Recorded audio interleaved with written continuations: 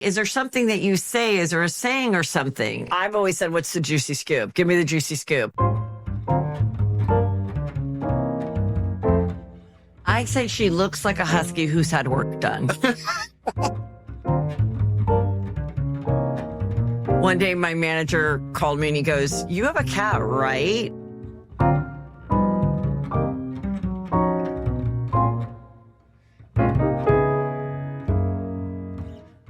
Welcome to Dogs and Coffee, the podcast where we sit down with inspiring animal lovers, advocates, and everyday heroes over a great cup of coffee. I'm Kelly Kanaka. And I'm Rocky Kanaka. And each week, we're going to bring you conversations and heartfelt stories that celebrate the incredible bond between people and their pets. And here we are. Hey, good morning. Welcome.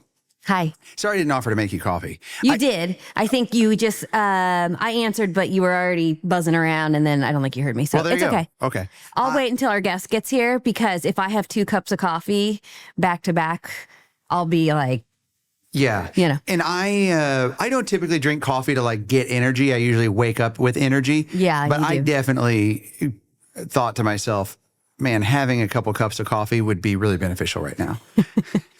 Because we have a lot going on. And this podcast is a lot of work. I'm so excited about it. But I think everyone says like, oh, we're going to start a podcast. Like the joke is everybody has a podcast. So what's the big deal? But if you're going to do it and do it right, it takes a lot of work. Mm-hmm. It's not an easy lift.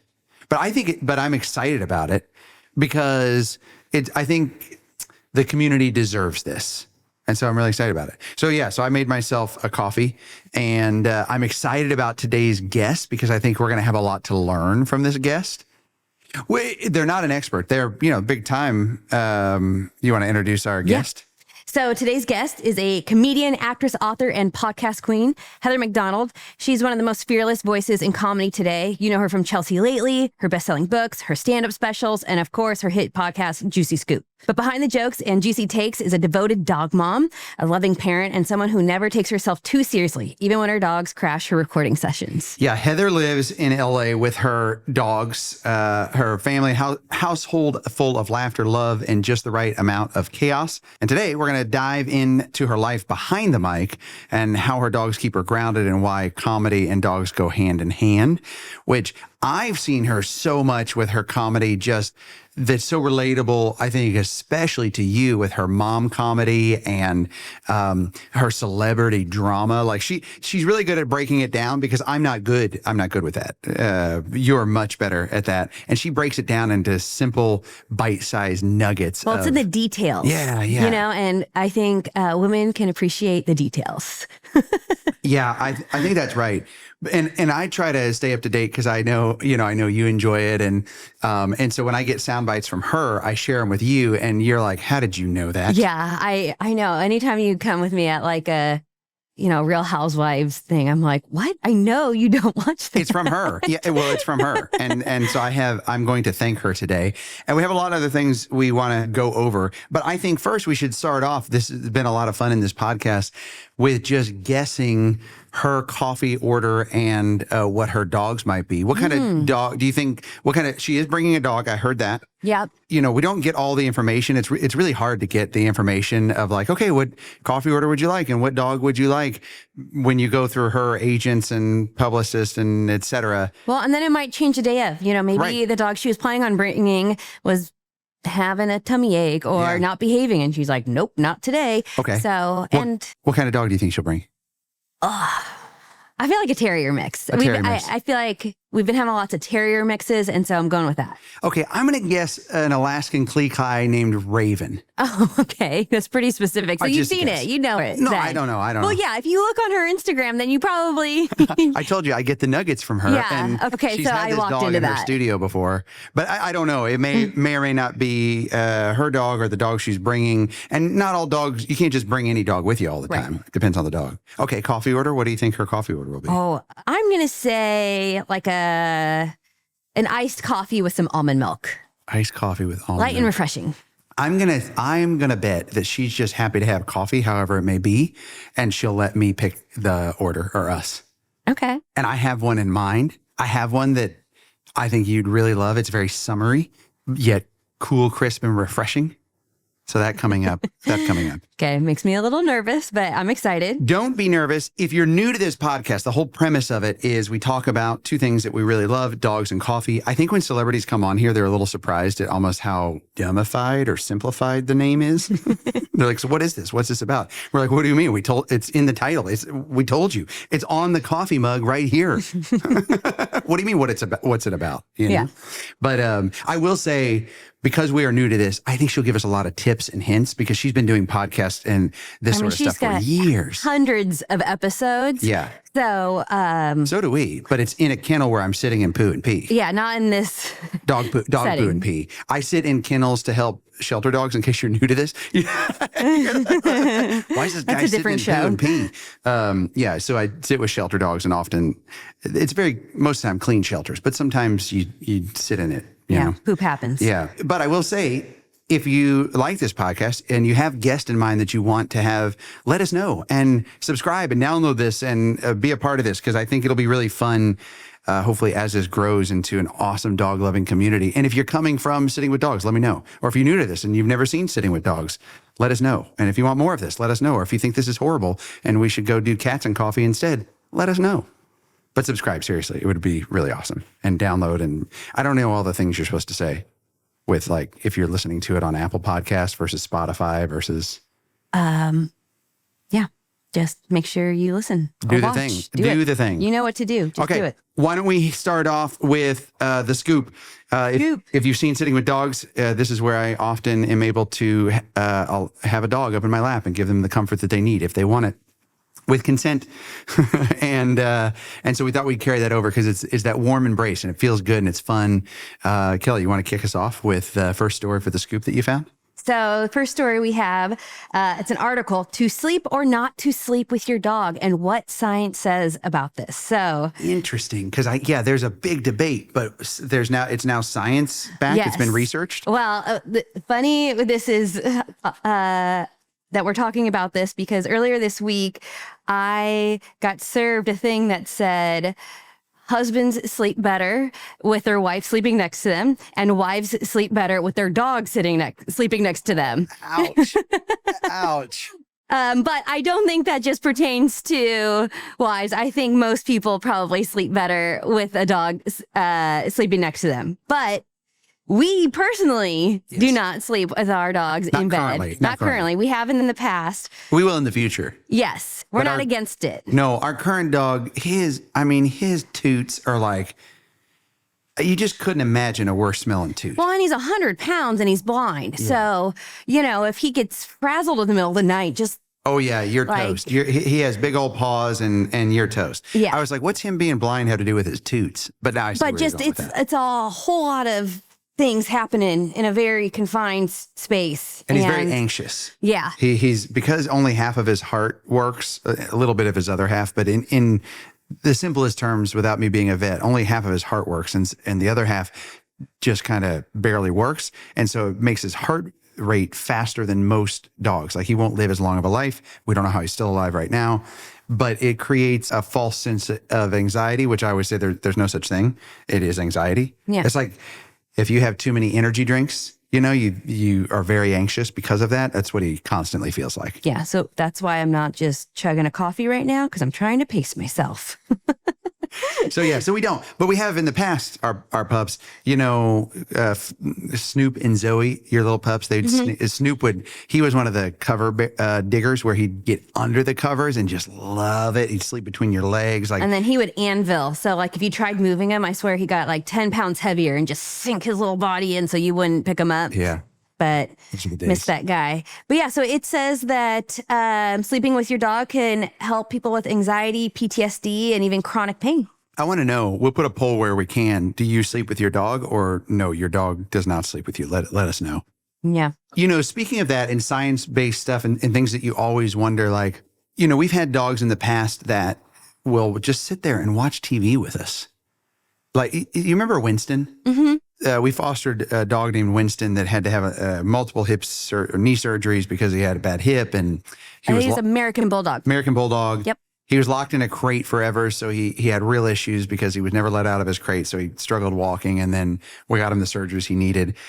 And he loved watching TV. We would turn on the TV. He'd run over there and just sit down and watch it. Well, and he sat in a really funny position too, where it kind of looked like he was sitting down. He was sitting down, but just letting his belly hang out and his like tongue out. And he looked very content and happy to be watching TV. Yeah. Like what you'd expect. So a new 2025 study found that some dogs do actually watch TV. They process it.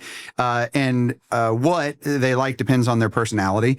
High energy dogs chase movement. Anxious pups react to sound, and most are glued to screens when animals appear, which I think we know this. We all know it, but we're like, is that really? Yeah, but now there's a study. We have the science to back it. And I think it would be interesting to see where the science came from. Is it like one of those dog TV shows where you're supposed to turn it on and let it play while you leave for work? Yeah. Is this what you were doing last night? Was the study by you? No, yeah. The study was not by me. Actually the study should be by me because we get so many people submitting videos and pictures and tagging us on social media that their dog loves watching Sitting with Dogs with them. And it just makes my day. Like when I see that, the whole family gathered around the TV, you watching it, great. Thank you. But your dog watching it, that is me. I have hit peak everything, that a dog would take time to watch me. I know they're watching the dog I'm sitting with, but even still, I'll take it. So, okay. What else you got? There is this dog who is going viral for his sploot. What? And okay, hold on. This makes me a little uncomfortable because let's define a sploot. Well, yeah. So when I say that, I'm like not thinking what it is. I'm thinking something that's not appropriate. This is a family podcast. But basically, I would describe this as like flat pancaking, but. Yeah, well, where they have their legs out behind them, and they're just like living their best life with their whole belly and everything on the floor. Yeah, so like a frog-like position where their bellies and legs are stretched out in front and behind them. So it looks silly, but it's pretty normal. I think when people, like when you say my dog has the zoomies, nowadays most everybody knows what that is. Yeah. So I think we need to normalize that my dog is good at splooting, or my dog has the sploots. That sounds like explosive diarrhea. Well, that's what I'm saying. We can start talking about it here. Okay. So if you tell someone, oh, my dog's a splooter, they're not like... I don't think I want to make splooting happen. I don't think I'm on board with this. If you're watching this, for our listeners, if you're watching this on one of our video podcasts, like on Spotify or YouTube, we're putting pictures up of some adorable dogs actually splooting. Corgis are really good at it. Yeah, you know what? Aussies are good at it. And like cattle dogs, like I feel like, I don't know if they do that because they're like totally relaxed, because most of the time they're ready to spring forward. It also could be that they are trying to cool off. So they could be relaxing or trying to cool off and like to absorb the coolness of like the cement floor. Yeah, I think that's right. Okay, well, I'm here for it. Splooting, let everyone know if your dog's a splooter or not. Tell everyone at work. Or don't. Especially if your dog has a human name, like, Ted's splooting again. Anyways, Flip's Farm update. Can I tell you guys something? I love each and every one of you a lot for everything we're accomplishing with getting dogs adopted. But you cannot come to the farm. It is awkward. It's uncomfortable. It's challenging. I know you mean well, but you can't come because it's not that kind of farm yet. Hopefully one day. We don't have insurance for that. It's not the right zoning. I think if we could go back and do it again, we would have changed all that. And we're trying to figure out what those solutions are. And we will figure it out. Because my dream is one day to have people come to the farm. Yeah. Well, and see the dogs and try some coffee and hang out. Yeah. And see how their support is having a direct effect on saving these dogs with us. Mm-hmm. So that will happen. And we have a neighbor or two that is just relentless in their pursuit of being difficult. Evilness. Yeah. And we won't name names, but we have some really great neighbors that get it, but they just are, cat lovers or, not that all cat lovers hate dogs, but these folks might. Anyways, that's it. That's our farm update for today. Please message us. We respond as much as we can, but please don't show up. Love you. Please don't come by. We're just not ready for you yet. But we are working. We've got a whole team, our little team, That sounded a lot bigger than we've got a whole corporation working. But our little team, we are working on figuring this out and how we solve that, because I don't know. Let me know. Would you come to the farm if you could? It's in North San Diego County. Would you travel to come see the farm and the dogs and the coffee? Let us know. If we were to set that up and be able to accomplish that, would you come have a coffee with us and come pet the dogs and stay and et cetera? I would. Okay, speaking of dogs and on the farm and adoptable ones, you found an adoptable dog that might be the cutest dog in current history right now. Yes. Mandalay is a young and affectionate white and black Pitbull mix. She was in the shelter and Labrador and Friends rescue group saved her. Cute, petite little white Pitbull that has a left eye, black eye patch and the prettiest smile. Like when you see her smile, you can't help but not smile yourself. Yeah. And so her smile is the size of Julia Roberts. She looks like she was created by ChatGPT, and her big black button nose matches the eye spot that she has, like she's an all-American baseball dog. Yeah. Like she is the perfect dog. She is. She's good with dogs. She's good with kids. She's friendly with people, and she's always smiling. So if you are interested in adopting a dog, she's located in San Diego, and she's ready to go home with you. She's 1 year and 8 months old. Yeah, and just put she's a medium mixed Labrador dog for your insurance company. Okay. She is a mix. She could definitely pass as a lab mix. That's what I'm saying. Yeah. You know, obviously be honest and report exactly what she is to your insurance company, but I'm just saying. Mixed dog. From what I can see. But it looks like she also came from Animal Friends of the Valleys originally. It looks like that based off of some of the photos of her at the shelter. I guarantee. I can tell from the background because one of the staff members, Zoe, was taking pictures of some of the dogs just on her free time. She came in on her day off, and that's one of those pictures. Yeah. So shout out to Zoe for doing that. And volunteers everywhere. We love you. You're awesome. Okay. Let's jump into it. Our guest is arriving. Let's throw on our aprons. Let's welcome their dog. Let's get the puppuccino ready. Let's get my barista skills ready, because if you don't know, I'm not actually a barista. By the way, this has fallen on me a lot, which I'm okay with. I'll be your barista for life if you'll keep me longer. So by the time Dogs and Coffee is done, I will have my nose up and I will be as hoity-toity as those fancy baristas that compete in the competitions. Just kidding. I hope. If time, like, you guys don't understand. Like, we have our own coffee brand, but if it's a crunch and I got to swing into a coffee shop, I'll do it. I always do independent coffee shops as much as I can, which I think what would be really neat about the show is let us know if you want us to come to your town and interview someone spectacular and feature your local coffee shop. How cool would that be? We could travel around and do this. Also visit the local shelter. Yeah. It's going to get really fun, really fast if you subscribe and download. Okay, let's welcome our guest. Ready? Let's get our aprons on and let's serve some coffee. Okay, it's time to meet our guest. We're suiting up with our aprons and we're going to take their order. Let's hope this goes smoothly. Hi, welcome. Hi. Welcome to me too. Hello. Okay, let's do this. We, everyone, welcome Heather McDonald. We're very glad you're here. We're really glad she's here. I know. She's so cute. Okay, so tell us about her. Her origin story? Yes. So we actually, my husband and I have been married 25 years. We have 3 kids, but we had kids before pets. So we never had a dog as a couple. We had a cat, which is kind of a funny story why we had the cat, is that one day my manager called me and he goes, "You have a cat, right?" And I was like, "Is this like a big brand deal that I should have a cat for?" And he's like, "Yeah." And I go, "Oh yeah, I have a cat." So then we come home and I tell the kids, like, we're going to get a cat so that I can do this like video job thing. Yeah. And so they were all excited. And, but then when I was talking to the people, they were like, "Well, we could have like a hero cat." And I was like, "Yeah, like I don't." So then the whole time I'm doing the video, they have like a professional cat there with like these 2 cat handlers. And I was not a cat person. We didn't have a cat. And this one woman was like, "You sure you got a cat?" Like, I was so scared I was going to be found out. So then after that, they were like, "You said we'd get a cat." So we had a cat, but we never had a dog. Okay. And then like right around COVID, my husband like met this breed at a restaurant and was like, this is the cutest dog. So then he went on a Facebook group and joined the Facebook group. Yeah. And within a week, she popped up and they're like, she's 7. She was a breeder dog. She's aged out of breeding. So we'll just adopt her out. So then we go through Orange County and meet her.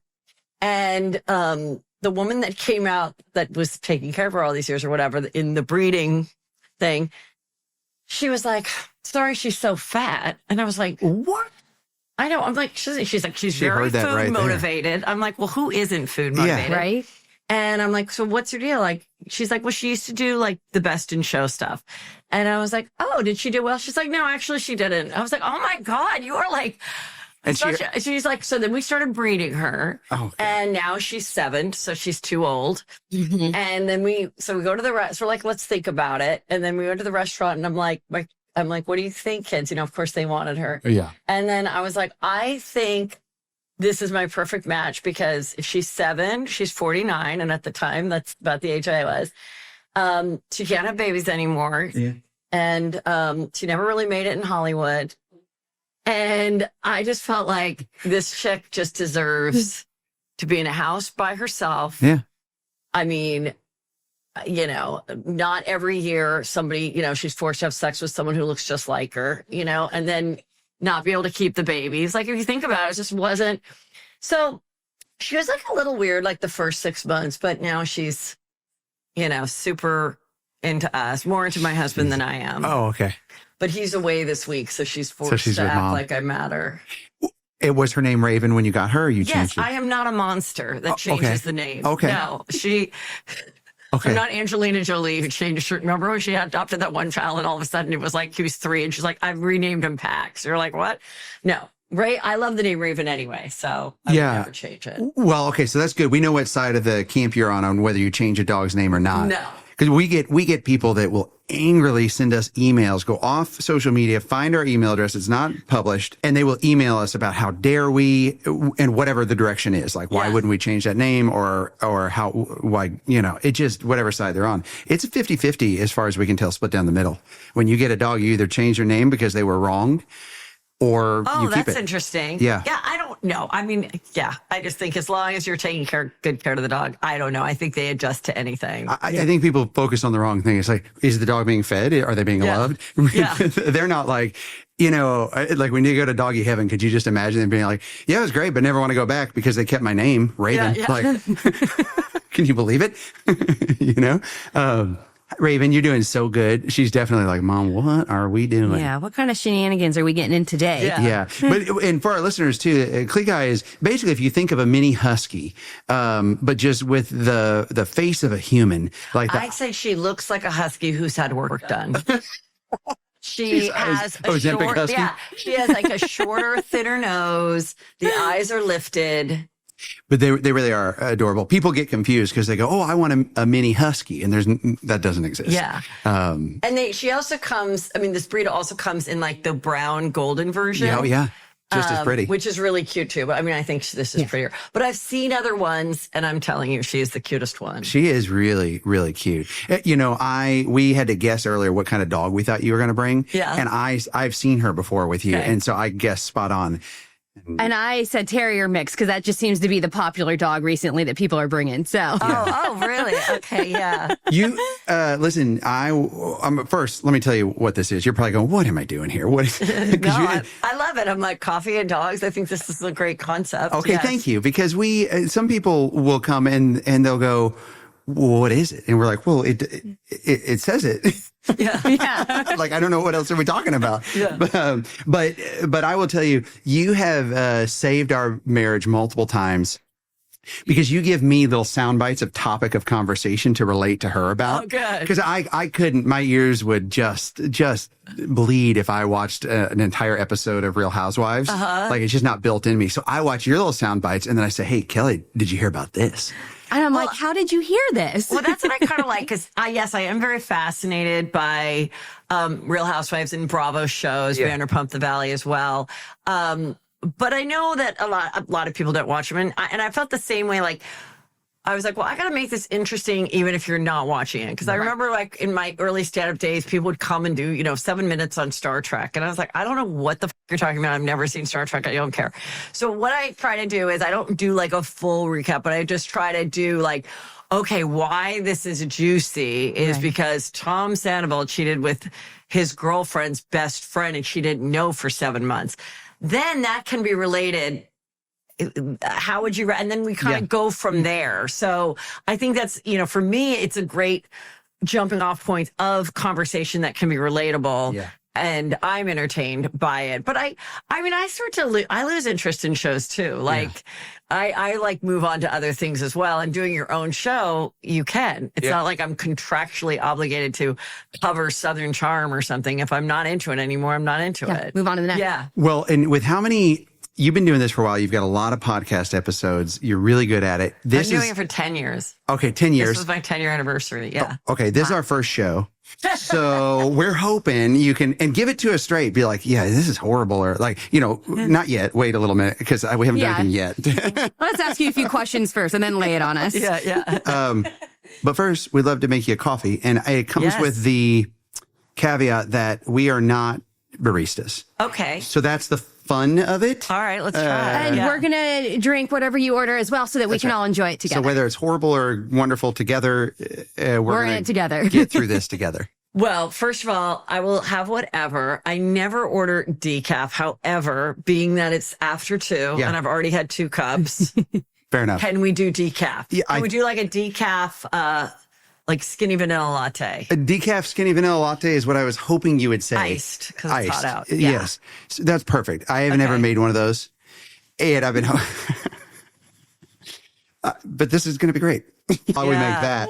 Is that what we guessed she would order? I don't remember what you said, but I think I said an iced coffee with some almond milk or something like that. We were judging your for order. the milk. I didn't tell what kind of milk I like. Yeah, what kind of milk would you like? Yeah. Well, I'm fine with whatever, but I am like a non-fat milk person. Like my mom put me on non-fat milk at 4. Yeah. Okay. I think she said that's how you stay thin. And but I'm fine with 2%, and I do like almond. So what would you prefer? Sometimes I think almond kind of makes it more fun. It's more calories, but I feel like it tastes good. And we're living big right now. Yeah, let's go. This could all crash, but at least you'd have this almond deliciousness. Okay, I'll work on that. And I guessed you were one, you'd just be like, yeah, whatever. I'm fine with whatever. I feel like you just kind of flow with it. And 2, I guess that it would be something like this. Iced for sure, because it's hot. It's hot right now. Yeah. Oh my goodness. But the good thing is it's kind of like Who Wants to Be a Millionaire, where I can phone in a barista for one portion of it. Yes. So I am going to phone in a barista for one portion of it. So that it's not horrible for you.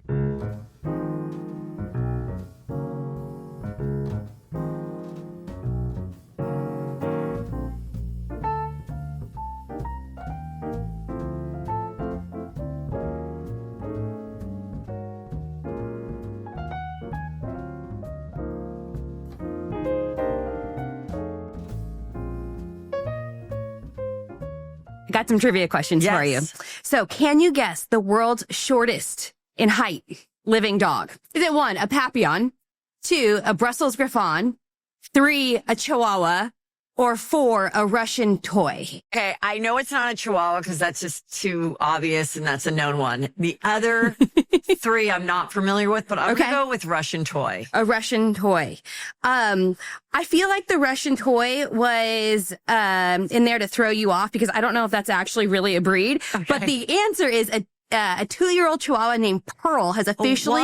It was a Chihuahua. Earned the Guinness World Records of the shortest living dog. She's 3.5 inches tall and she's shorter than a popsicle stick. And her body length is like less than $1 bill. Show the picture of her. Let me show you this photo. Who does she live with? I don't know. She is... I'd be like, that's amazing. It's like $1 bill plus a little dog hit. That's about how tall she is. That's crazy. You can see her right there. Oh my God, I think I've seen this. Oh, that's so cute. Chihuahuas are so cute, but if they're vocal, it's a very annoying bark. Yes.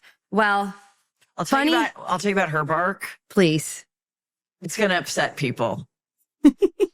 She has this weird bark, like, because I And I didn't know why. And then after I brought her home and people heard her bark, they're like, oh, breeders sometimes do that. They cut their vocal cords. Oh. Yeah, you know what? I knew I have to say Yorkie. it's kind of nice. I mean, I didn't do it. You know what I mean? Right. Well, But I mean, it is like she barely barks as it is. yeah. But when she barks, I can hear her. Like she needs to go to the bathroom, whatever. But it's just, it's not some large echoing through the house kind of a thing. But Okay, well, this next segment might throw you for a whirl because we're going to play Guess That Bark. okay. Okay, this first one. Here are your options. Beagle, a Basenji, or a Coonhound. Ready? Let me make sure my volume is up here.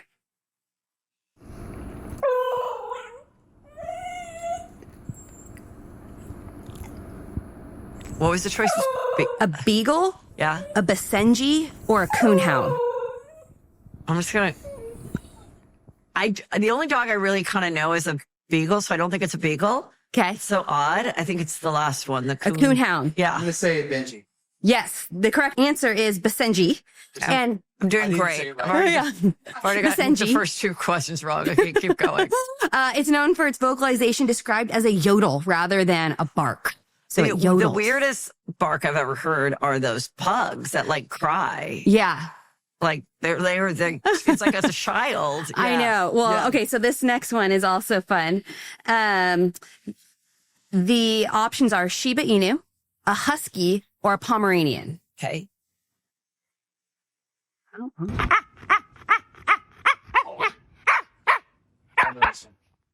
Okay, definitely not a husky. I want to say Pomeranian. Yeah, me too. It's a Shiba Inu. Oh, jeez.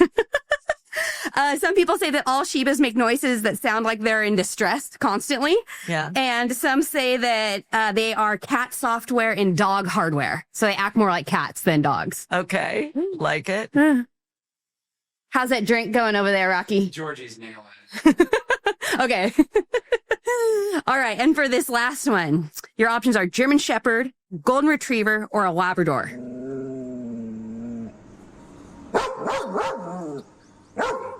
German Shepherd, totally. Got it. Oh, yeah. I know we have German Shepherds in our neighborhood, so I know that. Yeah. Stay, you got one right. Nailed Yeah. it. Yeah. Okay. Do you have any embarrassing stories that Raven has done, like on set or something that you can share with us? Because, I mean, Yes. she's behaving pretty well. So I feel like Okay, before we get into she's that, done this before. let me bring your coffees to Okay. you. Can Raven have a puppuccino? Of It's course. coconut, low cal. She's But I don't want her to go unserved. she is fine. Why don't we start with hers? Oh, this matches you. Raven, Oh my God. puppuccino time. Oh my God, this is so cute. I'm gonna put it up here so she Yeah, perfect. sees her face more. It's right here, Dum Dum. Here, come on. Look. She's like, I don't know. It feels like a dessert. Take your time. Like, be a lady. You don't need to gobble it up. So early in the time of having her, it hadn't even been 1 year. There was a few times that she, because she didn't know our house, she didn't know what was going on. She would like run off. Luckily, we got this tag that we charge, which is like a tracker. Mhm. So thank God she had that. So we go and we're staying at an Airbnb in the Palm Desert, La Quinta area. And, my husband and I are at a restaurant and one of the kids or teenagers left the door open and she got out. And it was like, we got a call from whoever captured her. And so then my son was like, he was tracking it to find her. And anyway, it turned out, I talked about it on the show. Someone's like, oh my God, she was running in a very busy street, going crazy. Luckily, somebody got her. They're like, this woman wrote me, like, I'm the person that got her. And then this other family took her. And this other family had the best time. And so my son goes, I picked her up, Mom, and she didn't even want to like come home with us. They were like this, they were having a barbecue. They were this fun Armenian family. And if you've ever been to an Armenian's house, there's so much food. And so they were like feeding her like organic carrots and stuff. And he's like, okay, I'm on my way. And then they called him and they're like, we're just making sure that Raven can swim because she's about to go down the water slide. We're like, no, she's never swam. So then someone made me like a piece of art with her with like a inner tube going down a slide, like, and so then he like gets there and she's just like not eating. She was like, I think this new family with all their food is who I want to be with. So that was embarrassing that people like, it looked so bad. He was like running the streets. Yeah. But, luckily she's not like that anymore, but this tracker thing is so valuable. Helpful. Yeah. What I love about comedians is their honesty. Like, This is delicious. yeah. Delish. Woo! So good. A lot of credit Cheers. goes to Georgia. Thank you Cheers. for coming. Thanks for being here. Yeah, I love it. I can't take most of that credit. Let's try it. I've never had this before. Good. Oh, I like vanilla latte. that's So nice. Yeah. vanilla And lattes are good. decaf. Love it. So Yeah. good. I have Yeah. to start doing that more in the Our decaf afternoons. is evenings. good coffee. Yeah.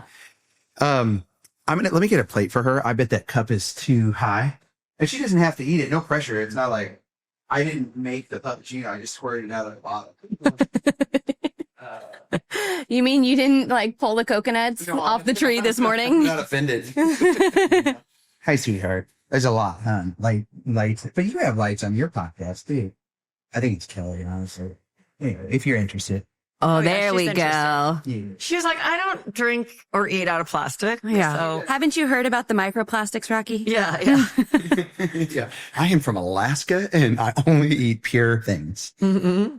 Oh, by the way, even though she's from Alaska, like her breed, she loves the heat. She will go and lay out in the sunniest part and like around the pool. And then I'm like, oh my gosh, she does like I call it like the hot and cold plunge. Like she'll go and like get all hot and then she'll go into the cold room and then she'll want to come out. Well, she's in on all the health trends right Yeah. now. So We have some questions for Yes, you, being yes. a pro and having done this for quite some time. First, how did you come up with the Juicy Scoop? The name, and don't you have the Juicy Scooper? Is it Juicy Scoopers? They call themselves, or I name them the Juicy Scoopers. So I that's love who it. follows, That's me. That's so cute. Well, after, being a comedian for many years and writing and producing and appearing on Chelsea Lately ended in 2014 in August. And I had some other opportunities, some pilots and another show that only lasted 6 weeks on TLC and another thing. And once all those dried up, I was like, I think it's time for a podcast. And at that time in 2015, everyone just ripped on them and thought they were for losers. And nobody made any money at it.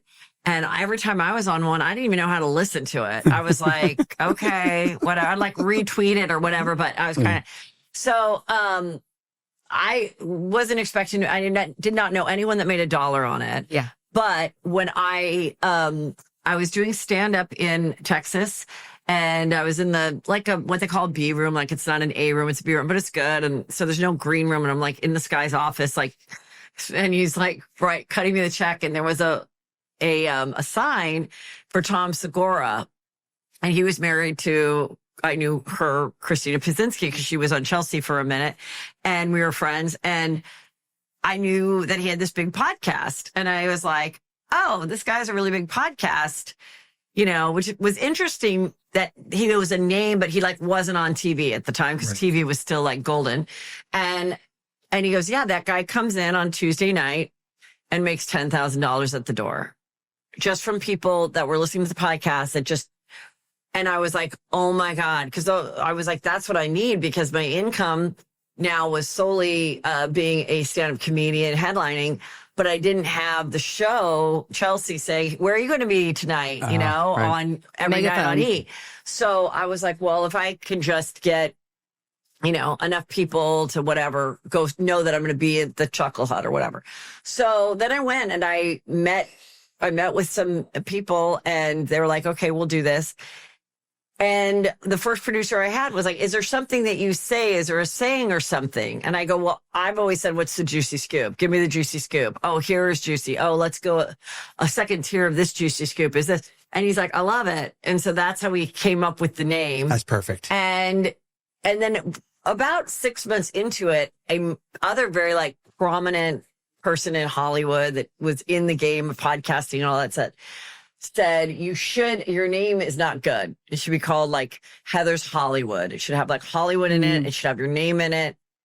And I was like, well, I named it Juicy Scoop with Heather McDonald because I'm like, if I ever become so big, it could be like, the Tonight Show. So it could be like Juicy Scoop with Joe Schmo, Juicy Scoop Australian edition, Juicy. Like I was just kind of like smart. So we registered and trademarked the name and everything. But for a while I thought that was a mistake, and now of course I don't, because I love that people will come up and go, oh my God, my husband's a contractor. And he's like, I got to tell you the Juicy Scoop. Like people it's like in the vernacular. And then a lot of people have done a podcast called The Scoop, or a podcast that's called The Juicy whatever, or this is our Juicy Scoop, but the name Juicy Scoop no one else can name the full name of the podcast, but that's how I came up with it. And then I kind of modeled it after, we had like 60 people working on Chelsea Lately, and I basically did the show all myself. I still do pretty much, except for like editing it, but in choosing the guests, picking all the topics, what I'm going to say, all that kind of stuff. And I was like, unlike Chelsea, I didn't want it to always have to be funny, which is why I also like Juicy Scoop. Yeah. So if it's like a crime, or if it's something, but for the most part, it's funny and light. I do make it completely non-political, which was something I decided like in November of 2016, because you cannot win. Yeah. No. And I have such a broad spectrum of people that are all over the spectrum of as far as their beliefs politically. And I'm like, but the one thing that they can do is just like laugh or get into this like pop culture gossip, and kind of brings you together. And then I also just thought, and I've broken my rule a couple times, and I don't want to do that, because I feel it's like, if every day you came to the coffee shop and then one day they're like, but today we're just serving, green juice. And you're like, what? I thought I was going to like have my escape with my coffee. Yeah. So I just feel like there's enough, that's what's cool about podcasting. It's like, it's very much a niche. You don't need the view. You don't need 4 different people's views. Most people will listen to the podcast that aligns with their views or what they want to hear or their kind of comedy. And that's why so many of us can be successful versus, the olden days of TV. Yeah, that's interesting. Yeah, I guess we hadn't thought that deeply about the podcast yet. And you're right. And I think the nice thing about your podcast is you can just come and have fun. There's no, you're right. It's not political. It's not, you don't have to identify in a certain way to watch that. I can watch it and share things with her, or like the construction guy can go, oh, I got the Juicy Scoop. Right. And we need more of that today. Like we just need more lighthearted fun. Like I didn't even know, I was watching your stuff, and I didn't even realize the depth that Spencer Pratt went into with the LA fires, and how he was just leading the charge, and like whoever would have guessed. And I mean, in that particular case, I'm like, no, he is my friend. Yeah. And the way I came about is someone sent me like 6 years ago, him with his hummingbirds. And they're like, Spencer Pratt on Snapchat is making me laugh. And so I was like, all right. So I'm like, oh my God, I love well, all right, let's have him on. So he comes out at the time the thing was in Calabasas, and he was like so honest he's just so him. He's never changed. And he's like, oh, with his scratchy surfer voice, I was walking around Gelson's and nobody recognized me. Life has certainly changed, And like I said, so I just immediately really fell in love with his sense of humor, and that he absolutely is so honest about everything. But the thing that people really fell in love with is just that he's a really dedicated dad and husband. Yeah. And that's always been him. And then we kind of realized that the villain of The Hills, he was a TV producer before. He was producing Brody and Brandon Jenner in The Princess of Malibu. That was his idea. Okay. So then when he got on The Hills, he kind of knew how to that was a very scripted reality show. But people didn't know that because it was so early on. And, so he was this villain, but with what's going on with what he's doing, again, I was just like, go follow the greatest reality show that ever was. It really is happening because he has exposed it all, which I think is just a really important. I told him this. I go, listen, what you're doing will protect other cities in California, but also it's something that people need to know about these nonprofits that hide behind the laws of saying that it's going to go to the people. Yeah. And they're really not breaking the laws, but it never went, not one person from Altadena Or the Palisades have received $1 from the $100 million that was raised at Fire Aid. Yeah. And I was there that went all the way to SoFi Stadium and watched the performers who allegedly did it for free, but they're not speaking up. They're not saying like, wait a minute, this is BS, because their agents are probably like, don't say anything. Right. Yeah, you can't be that person. You don't want to be a target for anybody. And You don't want to be like, so they're just like, I get how people want to stay out of it. There's been times when I've had things where I'm like, can you believe this happened? And I would early on and I'd send it to my friends. Can you retweet this? And some people would, and some people would act like they didn't see it. Right. Yeah. And I was like, well, now I kind of understand. Right. I think you can be silent and it doesn't necessarily mean that you're a bad person. There's a lot more reasons to why, but him exposing it all, really having nothing to lose. And it's fascinating. And I mean, they stood on that stage and they said, these people are getting the money. And people that were used for the commercials with their house devastated in the back still have not gotten one dime. That's wild. Yeah. And anyone who's donated was just suckered. You know, if you gave $1 or $5 or 10,000, like you were suckered at this point. I mean, that's why it's like, it's so hard because you want to give and you're like, now I just don't even know, what is real and what's not. And it's a shame for the charities that have been around for hundreds of years that are truly doing the work. You're like, I don't know. So it's like the other day I was at Target and this woman got behind me and she looked like you, like blonde, cute, you know, but I saw that she was buying all these notebooks and I'm like, oh, are you a teacher? And she goes, yes. And I go, do you have to buy your own notebooks? Wow. And she's like, yes, you know, and I was like, well, can I get that for you? You know, and there was a thought before I offered of like, well, we're in a nice neighborhood. Maybe she's a teacher, but probably has rich husband or whatever. Right. Goes, and it's like, no, this was a part-time gig. She was a single woman. They used to have a budget. Now they don't. This is for a special needs class, 5th graders. And she wants everyone to have the same stuff because there's a variety of people. Right. And so I was like, that's just such a gift to have you get behind me in line so that I could feel like I did something good and actually know that it's good. You know? So I see why people kind of want to do GoFundMes, which sometimes those are shady too. But if you know that a GoFundMe is really for like your friend's aunt or, you know, like I do think that's really important. Do you want to get down? I feel like maybe you're on the dog bed. Okay. Yeah. Let's get her on the dog bed. This is shaky. Here, let's take a break and get you on the dog bed. People right now are saying, oh, he should get a reality show. Why aren't there cameras following him around? But I think what they're missing is he is doing it. He is the reality show. He doesn't need cameras following him around. He is the camera. And it's so powerful because while on one hand, you go, you know, I question, can I give to this organization? On the other hand, you go, yeah, you can give to these organizations because if they do it wrong, we're going to take them down. And all it takes is a person and a camera. Yeah. I think like, you know, this can be really great just for the future of all of it, you know, like and wherever you are to know that, you know, these things, it's like it's been cracked open. Yeah. So. Yep. You just need your and then, phone. Of course, with the fires and all the other stuff that no water in the reservoir, like all these kind of things, we just don't want to happen again. I just think it's great that you can bring Raven here. Yeah. So how often do you bring her on set with you? I mean, I don't really that much. And normally, like my husband and my son work with me, and I was like, oh, I shouldn't have booked this while they're out of town because it was kind of a lot. But actually, she's more into me if they're not here. So it's actually was good. That fills your cup a little bit. Yeah. Yeah. But I mean, I do notice that like I had to do a paid ad for like a tennis shoe. And now I know like if I put her in it, it'll automatically get more views. So like every stage mom, I'm exploiting her and using her. She's soon going to ask me, you know, where's my money? Where's the royalties? Yeah. Yes. Yeah. Yeah, she gets paid in dog treats. Yeah. And puppuccinos. Although that wasn't too high value, so maybe just treats. Jerky. Yeah.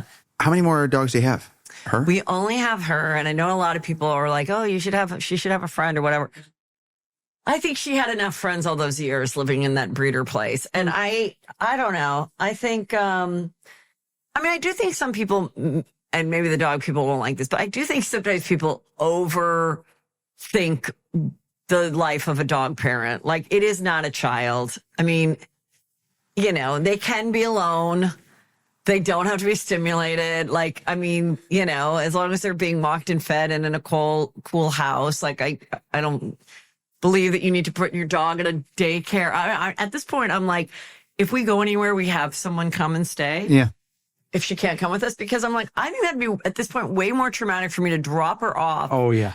At the Barclay Hotel, which I'm sure is lovely, with, you know, after being that we adopted her at 7, like I just, so for, I don't think there's anything wrong with that. People get shamed with their pet ownership all the time. Yeah. We see it firsthand. And I think it creates so much pressure that then people end up taking their dogs to the shelter or sneakily dropping them off in night drops or on the side of the road because they don't want the guilt associated that they couldn't do X, Y, and Z. The dogs that we see, so we spend a lot of time in shelters trying to tell these dog stories, rehabilitate them, raise money, get them adopted. And what we see most often is dogs that haven't been fed, haven't been loved, haven't, you know, have been in hoarding case situations, have just been used for breeding and, you know, backyard breeding. And people are like, well, what kind of food? You know, that's not a good enough food. You're not feeding your dog good enough food. The difference between a dog that's fed with even the lowest bottom shelf food at the big box store versus a dog that is not fed is night and day. Once you get past that, every little incremental portion of what you're doing for your dog is very small in comparison to what they need most, food and love. If you can give them those two things, everything else is it's great. It's nice to have. You can do it. You don't have to do it. But we see the other side where they're not loved, they're not fed, and thousands and millions of these dogs, right? So like, I agree with you. And if someone wants to go above and beyond, we're those dog people too. So we get it, right? No, like, and I love it. And I just think, you know, a dog is so important for people for lonely mental health. That you have that dog, like that keeps people alive to know that their dog is depending on them. So it's just it's so lovely that, you know, people realize like how important and it seems so archaic that anybody would mistreat them or tie them to a hot pole in the middle of, like, how would you not know that or leave them in your car? I mean, that's what I do love about the Tesla. His dog mode. Yeah. One time my husband left me in the car and he locked me and he's like, it's fine. I'll just put on dog mode. And it's this little dog going like, don't worry about me. I'm at 72 degrees. Yeah. Like, it is pretty nice that you can do that if you need to go into the store or whatever. Because depending on what town you're in, even if it's a Tesla, people are like, no, you can't do this. You know, like if it's LA. Yeah. If it's, you know, the middle of Kansas, they might be like, well, you know? Yeah. It just depends on the education in the area. But yeah, I think I always want to make like a social media video that just says, you're doing good. Like if you're feeding your dog and you're taking care of them, you're doing good and the rest will fall into place. But you can't really do that on a social media video because it doesn't have enough context. And then people are like, no, if you're not training your dog and you're not feeding them, you know, venison and you're not giving them like, you know. The comments are like hard sometimes because you're like, oh my God, like you want to defend yourself. But then also it's like, well, it's better that you have some comments and there's engagement, like let them fight it out or whatever. But you're sometimes with that little thing on her neck. Yeah. When people first saw her, they thought it was like a choke, a bark collar or whatever. That would shock her. And I'm like, oh my God, how could anybody think that, you know? Because people use them. Yeah. So I was like, no, it's, you know. It's a tracker. That's funny. We've had that before and we get that comment a lot. To the point where we just kind of gave in and just use air tags now. Yeah. Yeah, because it's like the comment management of that in our dog world is immense. Yeah. Yeah. Does Raven sleep in bed with you? No, but she does sleep in the room in a bed. Like I said, she's very in her like little dog bed, but she's very attached to my husband. You know, I don't know how they just decide that this is the better person. Yeah, I was gonna say, does he sneak her in bed? And so when he was first gone for the day, she was like in his walk-in closet, and she just decided she doesn't even want to be in her bed. She needs to be near him. So there was some clothes on the floor, you know. But then I cleaned it, so now she's just like laying like near like the smelliest shoe. And I was like, I shouldn't have washed your clothes. I'm like, I should have saved your scent. And like let her have something, because she's just like, what is going on here? And it's interesting because we'll never know, but I'm like, Oh my God. And I love Juicy Crimes too. We're launching another podcast called Juicy Crimes. Okay. And I'm like, there are so many crimes where a dog witnessed it. Yes. If we could, if and when we ever can see their brain or whatever, we would know whether it was OJ, accused. It was Cato, the dog that saw it all. True. There's always and then the dog was there, and you're always like, oh my God, how traumatizing for the dog that trying to get someone's attention. And so I always wonder how much they know. And then I've also read that a dog is basically like a 2-year-old forever. Mm-hmm. Mm-hmm. So just like if you had a 2-year-old and it was they like a routine and We have a 2-year-old right now. You do? Yes, we're living in it. How cute. Yeah. You have 2 teenage sons? I have, yes, 20, 21 and 19. Yes. Okay. And then my stepdaughter is 25. So yeah, they're very into the dog, we have a great time. Yeah. So. It's funny when you mentioned that you'd get the kids a cat. There's nothing more ironclad than a verbal contract with your kids. Because you will never live it down. Right. Our current dog, Kobe, he's special needs. He's blind. Only half of his heart works. So it beats really fast. So it gives him anxiety. And he's not supposed to be alive. He's supposed to live a year. It's now year 5. He's still with us. But at some point his heart will just stop and he won't be with us. And so we've talked about that probably in front of her, not paying attention or telling that story. And our other dogs that passed, we said, okay, they went over the rainbow and it's adorable. She sees a rainbow. She's like, oh, Daddy, look, there's Flip. And we're like, oh. So cute. Yeah. But she tells us now all the time, hey, can Kobe go over the rainbow so we can get a kitty cat? Ruthless. We're like, oh my God. Because at some point we mentioned we'd like to get a cat, but we can't with our current dog. So she's like, oh, let's just help him over the rainbow. So we can get a cat. And she loves Kobe, but obviously she's a kid. But man, those verbal contracts implied or stated, kids won't let you down, man. Oh my God. Well, you can always do cats and coffee. That could be your next thing. Cats and tea or something. Yeah. Cats and tea. But the juicy scoop, one of the reasons I love that too is in the kennel, we do a thing called a scoop where we try to scoop a dog into our lap if they're really struggling. If they'll have it, sometimes you can't. And, man, it's the best thing in the entire world. If you're dealing with a shutdown dog and you get them into your lap and they really enjoy it, there's no better feeling in the world. It's just, our scoop's not juicy, or sometimes it is, but that then they can, regain the trust because all they know is a human to have been mean or cruel, or they tried to love them, but they kicked them because they were in a bad mood, whatever. Yeah. Yeah. I mean, you can't, you can see how it can be such a hard rehabilitation. Yeah. And, with dogs, especially because they are wolves and they go into caves and they need their back covered so they can feel safe. So if you can scoop them and just hold them and give them that comfort, the transformation happens so much faster and it's pretty amazing to see. And then when you just let go, you can't strangle the dog into you're going to love this. And then when you just let go and they just sit there and you can just feel them decompress. Yeah. It's amazing. So how do you feel about dog chiropractors? It sends something up my spine that just makes me go, no, thank you. For me too, if I go to a chiropractor, I'm not saying it's right or it's wrong or anything like that, but it just does something to me where I just go, oh. I've gone to a chiropractor. Yeah. But I wait until I basically can't move and then I'll go. It freaks me out too much.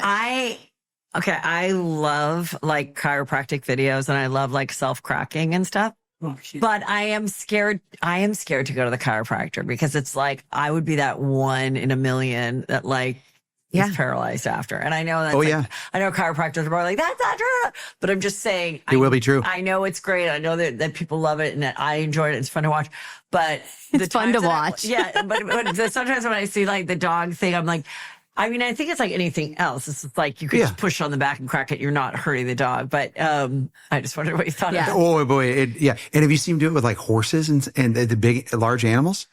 No, do you hear the cracks? Oh, yeah. Oh, yeah. I love hearing it. Do you watch the zit popping videos and stuff? I'm not into zit popping. Okay. Yeah, I can't do any of that. I'm into back cracking. And I don't like a... Yeah.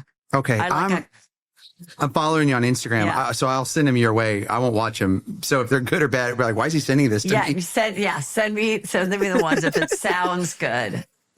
and it's multiple. Okay. We know what you're doing tonight. Yeah. Okay. What tips do you have so far? How are we doing? Tips for you guys? Yeah. What's your podcast expert? First, give us a 1 to 10. Wait, are you really joking? This is really the first one? I thought you were joking. It's like the third one. Okay. Wait, fill me in and you can cut this out. Okay. I don't really understand what this is. Okay. So how did you come about? Do you own this place and then you want to have a podcast? Okay, so here's and you don't have to cut it out. It's a good question because maybe other people are also going, "What is this? How did she get suckered into this?" Oh no, this is good feedback. This is like a big production. So I'm like, okay, obviously you've got some money to like put this together. So I'm just sort of curious. Oh no, we asked the guests to pay for their. Yeah, we're so glad you came on. Thank you. Oh yeah, so you got the card. Okay, great. Yeah. So what we do is we have a farm, and it's a dog rescue farm. Oh, okay. And we grow coffee. And you also grow coffee. And it's down in North San Diego County. Oh, lovely. My husband's from San Diego. Okay. So, and we, when you buy the coffee, it helps support the dog rescue. Oh. Okay. And then how we work with these dogs too is we have a show called Sitting with Dogs where we'll go sit in the kennels at shelters. We'll sit down with the dog and we'll help, just let them know they matter and tell their story so that other people then might consider adopting them. Okay. Because when most of the time, what happens, you go to a shelter, you go down the road, the dogs that are friendly and wagging their tail, they get adopted. The dogs that are hiding in the corner, that are black dogs, that are scared, I know everyone says, "Oh, I would adopt that dog," but nobody adopts that dog because you don't know, right? You can't envision them in your family. They don't have that typical waggy tail feeling. And so we help bring that dog around and show that and try to get that dog adopted. I mean, she was like aloof and weird when we met her. Okay. You're that dog person. Yeah. Not everyone. And two, people are starting in their dog journey at different points, Yeah. and so that's what we do. And that is like with 3 or 4 iPhones. But what's been really neat about it, we were like, man, if a couple thousand people wanted to be a part of this, I think we could really get some dogs adopted. Millions, because there are so many good people out there that want to see change and want to see these animals get into loving homes and to change this environment that these dogs go to these shelters and it's a dead end, And so we help tell those stories and show the positive side of that. Cause you see so many of those videos where it's like so sad and you're like, it's like me with the dog chiropractic videos. Can't watch them. You just scroll right by it. Yeah. So we're trying to show that there are awesome and amazing things happen. There are volunteers and staff members at these shelters that are unbelievable and pouring their whole heart into saving these animals. And so, but it also started to get really hard. Like we lose battles. We can't talk about those losses all the time. Or it's not that we can't talk about them, but it's just not right. And we try to keep it more positive so that way you feel good about making an impact and getting involved versus doing it out of guilt. Yeah. Because you want to feel good about the impact that you're making. Yeah. Versus making somebody feel bad and forced to do something. And also I'm doing that and Kelly's such a big part of that. And so we just said, what can we do that is fun and different? And so, we put this up. We call a local coffee shop and, we said, can we rent your coffee shop out on, and they're the like, afternoon, yeah. And they're like, yeah, great. And so here we are and we'll see. That's great. Okay. Yeah. No, I don't know. I looked at the thing and I saw that you guys had a good following and everything. Yeah. So then I was like, okay, but I guess I didn't differentiate that I thought this was like a long running thing. Yeah. No. But I'm thrilled to be here. This is great. And I think it's a really smart idea. I think it's clever and it's different. And I mean, dogs get views. Well, and why we reached out to you specifically. Hashtag dog. Hashtag dog. Like 500 million views. Yeah. That's funny because we often feel different and we're like, why didn't that get enough views? Because if we don't get enough views, then the dog story may not get told and we may not get that dog adopted and that dog may not make it. Oh. And so for us, we're always going, why isn't this getting more views? So it's interesting. I mean, you never know. It's like so weird. Like I try to figure out the same thing. Like I cut clips, usually 2, sometimes 3 clips per episode. And I go, oh, that's a really funny part. Or, oh, I really thought my point of view. Like I listen back, I'm like, okay, that's a good thing. Because, this is going to be like one of those that like goes for, and it's like doesn't. Yeah. And sometimes it's just the time. I don't know if it's the time that you did it, whatever. Sometimes you put a title on it. Sometimes you don't put a title on it. Sometimes it's how it starts. And sometimes it's too niche. Sometimes it's not niche enough. Like, yeah. You never know. You just have to keep doing it. You just got to keep doing it. We find too that it kind of works that way with dogs. Like we may feature a golden retriever and go, oh yeah, this easy adopted. Like we don't even have to really try. Just put the video up and follow up in a month. The dog will be adopted. And crickets. Or we'll put up like a Pitbull that like was growling at me when I first went up to the kennel. And we're like, oh man, this is going to be tough. And that dog gets adopted right away. So like we also just go, we're going to tell this dog's story in the best way that we can to try to get them into a loving home. And that's really all we can do from that point. And then we're also going to have fun-loving dog comedians on our show and hope that works out. Yeah. But the reason we reached out to you specifically was because you have a dog, you love dogs, you're a mom, you have kids. We have so many moms listening. Kelly's in that stage of her life right now. Yeah. Younger kids, but 2 and 5. Yeah. And and you've given me so many little nuggets. So our dog loving community, they are really loyal. And so hopefully we double your viewership by next week. I love it because so I have my show you can watch, you can listen, or you can watch it on YouTube. And then I have a secondary channel called Heather McDonald Official that we're doing more like lifestyle things. So there's a video about a whole day in my life of where I went out. And then another one like a full Costco trip. And they're like 20 minutes. And that's fun. What are you buying from Costco? I mean, I just I love Costco so much. Me too. Yeah, I have such a good time with it. Is it because we're getting older, or is Costco also becoming cooler?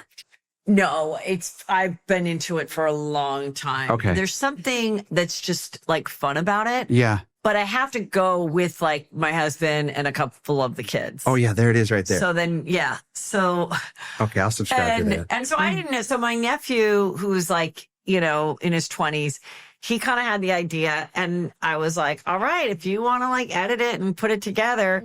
And, he got really figured out a funny way to like tell the story. So it's like my own little like reality story. So, and people are like, the comments are like, there isn't one negative comment. Like the thumbnail's great. They love, it. So yeah, that's great. It's good to do everything. I do TikToks too, from clips from the show to just like a rant or a recap or whatever. And my TikTok is like at like 450K, and the other one's like Instagram's like 400. And sometimes something does really well on Instagram, I put it on the same time at TikTok and it doesn't, or vice versa. Why do you think that is? Like, I don't know. That's why I'm like, I just still post it, and I'm like, if something kind of bombs, it bombed, whatever. Who cares? What I love about you is that you were in traditional media, like on TV. And when that ended, you really, I feel like, took a hold of your career and drove with it. And now you're your own boss, right? Like you do everything yourself. It's been like this for a long time. And what's really great is that, I have friends that, are still getting, or get a TV show or whatever. And I'm happy for them, but I'm not jealous at all. Like old Heather, 10, 15 years ago, would have had to like struggle with, being a Christian and being happy for my friend, but also having like a pang in my stomach. Like, oh, great deadline article. Like, it would be hard. Now I'm really like, great. Like, I'm so happy. And, it would be fun to be on a billboard, and it would be fun to be on a TV show and watch myself again if the opportunity comes. But I mean, this is very fulfilling, and it's an immediate response. Like I wake up every Tuesday and Thursday and immediately start reading the YouTube comments. Yeah. And I feel great about it. And I let my guests know, like, please go and read them, have an ego boost, because my audience is really nice and smart. So, I still love doing stand-up, and I do live juicy scoops. And so it's like, I just feel very satisfied. And I tell people what's so great about today, because I was that person that like, comedy is subjective. So you'd have a showcase at the Improv, and it would be, 6 white guys, 1 black guy, and 1 girl. Right. There wasn't going to be 2 girls. There's going to be 1. There wasn't going to be 2 black guys. There's going to be 1. And, and then the agents all come and, they fall in love with the guy that told the story about his bar mitzvah because they all had a bar mitzvah and it's all very relatable and they're all young men and that's their age. And so I'm like, that is why like diversity in the writer's room is really important and why you have to have other voices, because I don't blame the guy for relating more to that guy's act than my sorority stories and being a Valley girl. And, so, but what's great about podcasting and YouTubing is that you find your audience finds you find your audience, and you don't need millions of people. You really just need a couple 100,000 and you can have like a full career, a full following. It's amazing because it was always just like down to just a couple people deciding if you're in or you're out. Yeah. Are you hip or you're not? Are you going to the Montreal Comedy Festival or you're not? Well, if you're not, and I always just felt like I was never like in that hip group. Yeah. And it is like being picked to go to the slumber party. Like, it's so subjective. And, that's why I was attracted to Joan Rivers. Like, to me, she reminded me of my mom. Mm-hmm. So when she would host on occasion for Johnny Carson and I was little, I would like sneak into my dad's office. He had a little, TV in there, and I would just act like I had homework because I'd want to watch her. That's adorable. But I didn't really care to watch Johnny Carson. So it's like, that's why it's so great that, and like when people say, women aren't funny. And okay, they're not funny to you, sir. Yeah. You're like, calm down. Okay. Like that, I don't need you to think I'm funny. Like your wife thinks I'm funny. But what I got was, it's also how we think about it. Cause I remember I was like, women would say, are people bringing their husbands? Who's going to Heather's show? Or they'd come and they go, I dragged my husband. And then the guy was like, but you were really funny. And it was something that I would be like, it made me mad that I felt good that the straight man thought I was funny. It like made me I felt more joy seeing the straight that came with his arms like that laughing at me than the gay guy crying laughing or the women laughing. And I'm like, why do I have to win over this guy? And it's just something like inherent in your head. And so then I kind of educated my audience and I was like, listen, if your husband came home with tickets to Chris Rock, you would get a blowout and be excited to go. He would not say, I had to drag my wife to go see Jerry Seinfeld. Right. Why would you think that your husband wouldn't like me? But the thing is that with female comedians, women think, oh God, he's going to think she's like this female comedian that he doesn't like, or this female comedian whose act is bashing men, or they're super liberal and their husband isn't. And I'm like, my act is very self-deprecating. It is not male hating. Like, you will like it. You'll have fun. But also, like, if you like me, then you have my sense of humor and your husband likes you, he'll probably have a good time at the show.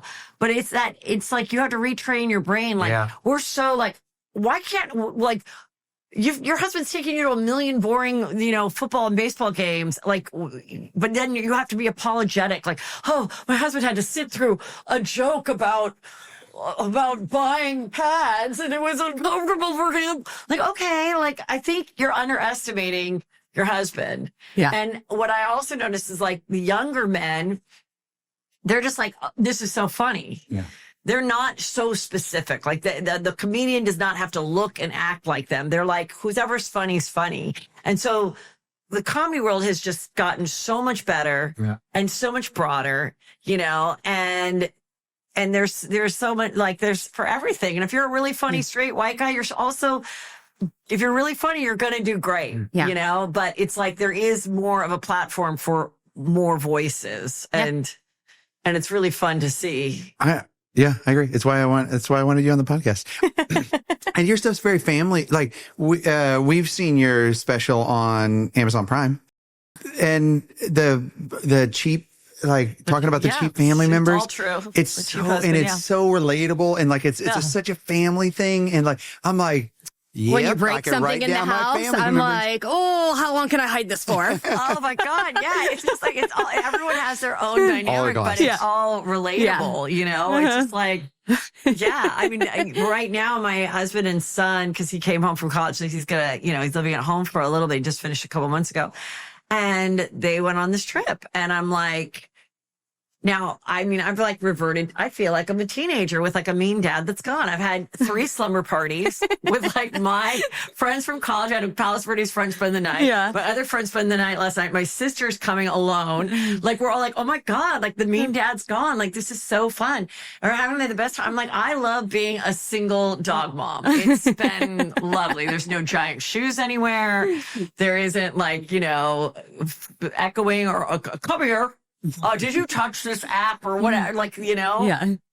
Yeah, well, that's our audience, single dog moms. So welcome. Perfect. Dog mom is a great life. Let me tell you, it's a neat, clean, fulfilling life. Yeah. I don't know why. You don't need to be a trad mom. That's a whole weird thing going on. You follow that? I don't. Yes. Oh my weird. God. I'm like, there is a saying that's like, there's nothing better than sliced bread, because there was a time that you couldn't get sliced bread in the store. And now these 25-year-olds are making their own bread from scratch. And they think it's like a flex.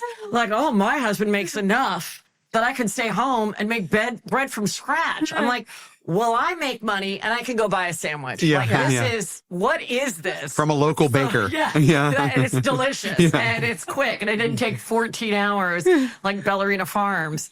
So that's blown up. But it's so fascinating. Weird. It's fascinating. I can see. I started watching it too. I'm like, why is this multimillionaire who lives in Utah living like Little House on the Prairie? Like I'm like, why does her stove look like she put it together herself? Like I can't get enough of it. And people are conflicted. I can't tell you how many friends of ours buy the Ballerina Farm stuff, and then we'll sit there and talk trash on Ballerina Farms. But is the food good and stuff? It probably is. We haven't tried it.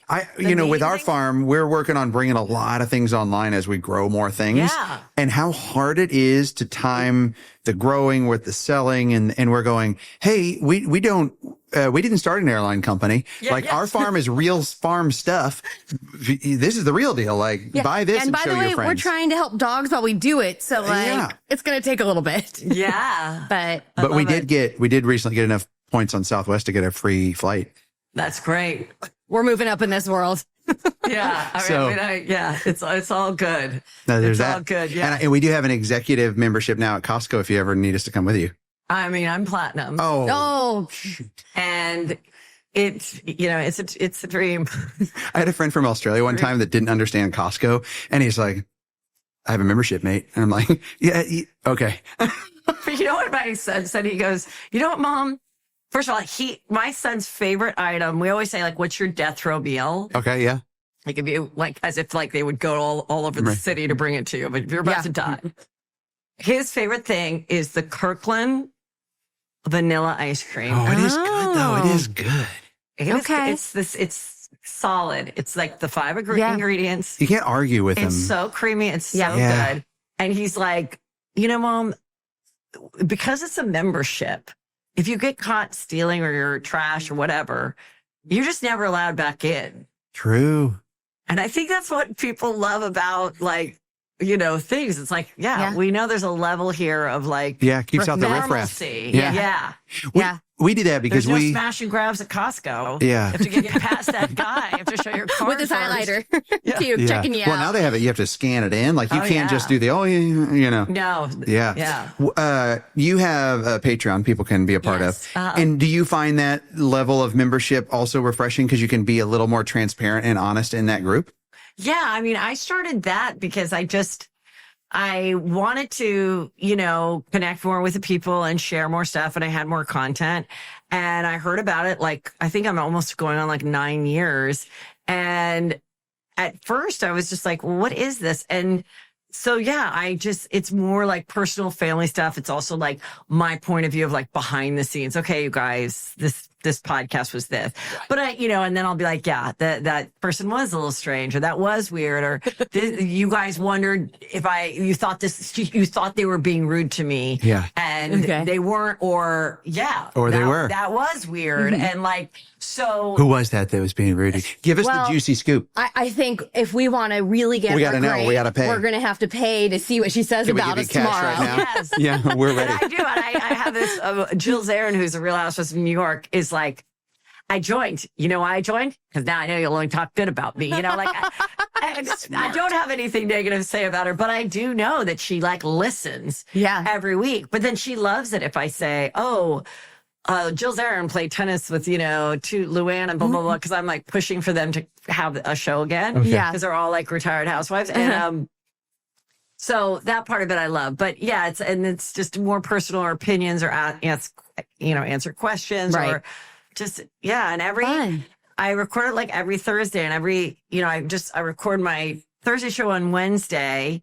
And like, I just did a solo today, meaning I did all the topics myself. Okay. And at the end, I talked about this crazy show called Hunting Wives. Have you heard of it? I've heard of it, but I haven't seen it. Well, I did it at the end of the show. And I'm like, there are spoilers. And I'm like, if one person writes in the comments, like, you spoiled it for me. I'm literally told you at the top of the show, it's at the end. When I started it, I go, it's at the end. Like it's been out for 3 weeks. Yeah. You had enough time. Yes, stop it. So, but yeah, like I'll cover like some weird thing like that or get into something different. If you're ever doing solo and you need Kelly to show up, she could do it. She could hang with you. Seal Beach native. Like she is in it. Yes. You wouldn't want me. I would be like, yep. This is great. I love that person. You'd be like, no, we don't like that person. Oh, right. We don't like that person. But yeah, we have memberships and it's been so rewarding because on those hard days or you get the jerk comments and things like that, you go into the members group and they're so supportive and it's a really neat community and they support each other. And I know it's the best and it's so great. And that's why I think it's like lasted so long, but also like, you have to be consistent with it. Like I remember that before I even knew what I wasn't even watching YouTube, but years ago when I was on Chelsea, like maybe this was like 15 years ago, they said, oh, would you be a presenter at the Streamies or the Streamers? I didn't even know what it was. And so it was like all these people that were like, God, I can't remember. They were like the Grace and these big, do you know Grace the Helbig. YouTube? Yes. Yeah. I'm sure she's still doing great. I just don't know where she is. So there was like Grace and there was the other girl, Hannah, My Drunk Kitchen. Yeah. They were like the hosts of it, I didn't even know. But in everybody that like would get an award, they'd all say, and thank you so much. I mean, it's really hard being consistent. And, there's days that I don't want to put, I don't know what else I'm going to say or do. And that's what I took when I started doing the podcast is the consistency of like, so, and sometimes I was saying like, I'm like, oh, will I have anything to even talk about tomorrow when I record? But I will. You will. There'll be something else that'll come because for me, it's just I'm someone who, is a storyteller, a writer, a comedian. I loved talking on the phone. I still talk on the phone, like, with certain people, even though with younger people, you call them and they're they feel completely violated. I'm like, I know this call is an aggressive move, but I just need to save a minute. Like I called you. I'm like, can you just like tell me what's up for today? Like I just like the text messages and all of that. It's like, oh my God. Like I'm just like relax. Like I just this way it's like I get it. And direct answer. Yes. You don't want everything so able to be evidence, Yeah, like, true. Get back to talking on the phone, people. If you got the real juicy scoop, you don't want to text that. No, you want to be like meet me somewhere or let's talk to each other on the phone. Yeah. Okay, what's the juicy scoop we need to know that we should put out to our audience? What's the headline? Do you have a live show coming up that we need to know about? That's the juicy scoop. I'm kind of taking a break I haven't been doing many live shows, but I have a really great one coming, which is in Vegas, November 14th. So for the people that are into Bravo, it's that weekend is BravoCon. And that Friday at 10 at the MGM Grand is my live Juicy Scoop comedy. It'll be very fun, snarky, all about reality shows, all of it. So everyone go see that. It will be more Bravo centric than my regular stand-up, but we'll link that that'll be all really fun, and that's a good time. And it's I have, in Vegas. Special guests, and it's easy a to get good time. to. Yeah. Okay. Good. All right. What else? How should people? Everything. It's Juicy Scoop every Tuesday, Thursday. Patreon. Everything's at heathermcdonald.net, and also there is my YouTubes and stuff, and just living the dream. Yeah. If you love dogs, if you love comedy, go follow Heather McDonald. Thank you. Thanks for coming on our show. Yeah, this was so fun. Thanks a lot. Thank you. Big news. If you have been following us, you may know this here. You want to present it. You're a better model than me. Sitting with Dogs. It is available for pre-order and it's coming out soon. But listen, I need your help because these are some of the, I think, I poured my heart out in this book, and it's some of the happiest adoption stories you'll ever read. And I like to call it a guide to how I got started, and you can too. If you've been thinking you want to get more involved with animals, a lot of things I go over in the book of how you might be able to do that. But I can't do this without your help because otherwise it's just going to be a book that never makes it to bookstores and never makes it to any reading list. So if you pre-order now, it's coming out quickly. It might even be out now by the time you're watching this. Go get it. I will put the link or just go to rockykanaka.com/book and leave me a comment if you order it because I want to try to say thank you for doing so. It is time for Kelly's Always Right. Okay, so we got a couple things to clarify on this episode. Okay, first, where are we? We're at the farm, Flip's farm, because we watched the episode and we realized Kelly's got some things. She's got some things to say. I do, but some of them were flubs on my part, so, that's okay. Right? That's never the case. If that's the case, it's something I said that caused you to say that incorrectly, as we know from this segment. Okay, go. Okay, so in the trivia segment we did with Heather, where we asked if she could guess the world's shortest in height dog. The options were Papillon, Brussels Griffon, Chihuahua, and Russian Toy. She guessed Russian Toy, which is still incorrect, but I said something like, I think that maybe was in there to throw you off because I don't know if it's a real breed. Well, it turns out it is, in fact, a real breed. And it looks like a cross between a Min Pin and a Chihuahua. In fact, it looks exactly like that. There's some that have long, shaggy hair in their ears. Yeah. Super cute. But if we saw that dog, you'd think, oh, it's a Chihuahua. When you say it's an actual breed, what do you mean? Like an AKC registered breed? Like what? Oh, well, I didn't go that deep into it. Because that's a mixed dog, technically, right? Well, I don't know. I guess I could Google it. It's like the conversation about a golden doodle. Like, oh, I have a golden doodle breed. That's not a breed, that's a mix. So people get really upset about that. But you talk to a golden doodle owner and they will 100% tell you this is a breed. Per the AKC, a Russian Toy is a small, elegant, lively dog with long legs, fine bones, and lean muscles. Okay. It has lineage that dates back to the Russian I'm not helping you with anything on the Kelly's Always Right segment because then if I get that wrong or right, then we're going to have the Kelly's Always Right segment, see, I told you so segment. So I've gone down that segment. Reading on camera is hard sometimes, okay? Russian Anyway, dog been done around a long time, and okay, good. All right, so there we go. It's a breed, confirmed. Okay, what do you got? What? Don't worry, keep us moving here. I am literate. I can read sometimes. Okay, the other thing.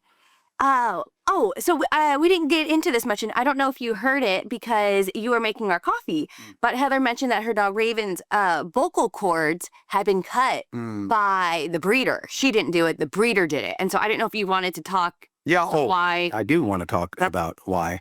Not a good thing, and you should not do this. Yeah, because if you do that, you should also have to have it done to you. Like, well, I'm gonna crop your ears, I'm gonna crop your tail, I'm gonna take out your larynx, I'm gonna declaw you. Think about it. It's the only way a dog can communicate. It is their voice. If someone did that to you, you would lose so much of who you are. And so it ain't right. It ain't fair. Most veterinarians won't do it. If I catch one, I'm going to have a serious talk with them, which means she likely came from a very unethical breeder because that breeder probably did it themselves, right? That is a surgical procedure that they likely did at home, and it's not good. That is not a good breeding situation. And when you buy from breeders, more often than not, this is what you're buying from. Yeah, because they'll go, oh, it's a barkless, non-allergenic dog. Well, more so, they probably just had so many dogs that they didn't want to hear the dogs barking, so it was for their own personal benefit, not the dog. Imagine your baby crying and you covering their mouth so you didn't have to hear it. No, you would help your baby and feed them or change their diaper or whatever, care to their needs, not just try to ignore them. It's crazy. So Anyways, yeah. Don't do it. Good. Don't do that. Don't do it. Sorry. I don't think any of our listeners would. Yeah. It's less and less common. Like it's not as common of a thing. I've met one other dog that's had that happen to, and they were a Yorkie, and they came from a horrific breeding situation. So any dog I've ever met has been from a bad breeder. But this is good to know too, because if you're at a shelter and a dog is in that situation, like all these things add up. Sometimes people go, oh, yeah. Well, Rocky, why do you just assume this dog is this or that? A lot of times it's a lot of these little things that add up that make me go, oh, I could tell you probably exactly what happened to this dog. Yeah. Okay. But Raven, we still love you, girl. It's not your fault. All right. So I was right in every other situation. I haven't been wrong yet, have I? Yeah, I don't know if you were wrong in any of these things, actually. Some of this is just for clarity, too. Okay, we touched on the fire aid scandal with Spencer Pratt, and I don't know that everybody knows that situation or why. Yeah, because we're in that area, so we hear a lot more. It's local to our community. So why is that story relevant, and why should people care about it? I think it's because here you have someone that was on like a reality TV show, now does social media, and is really becoming the thorn in the side of a lot of people that may have allegedly mismanaged a lot of funds. And I don't know. I'm not in that the politics enough, but I'll tell you this: you meet up with any family who lost their home or was affected by the fire, and they will certainly say it's not okay, and they have not been helped in the way that they should because they still don't have a home. They have no path towards building that home. As far as I know, I could be wrong. I'm not in the weeds, but that's what we were talking about.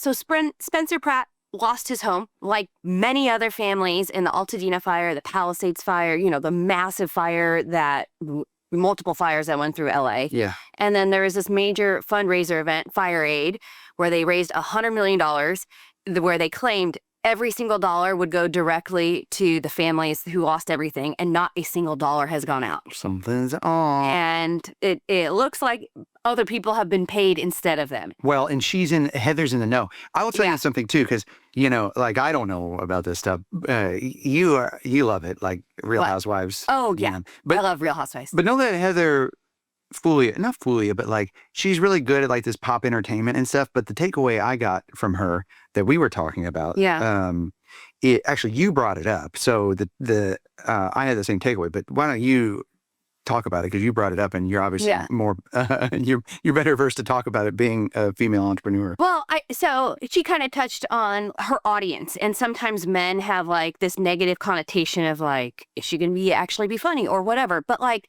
whatever, if you put the content aside, if you just listen to her, she is highly intelligent. She is a hustler.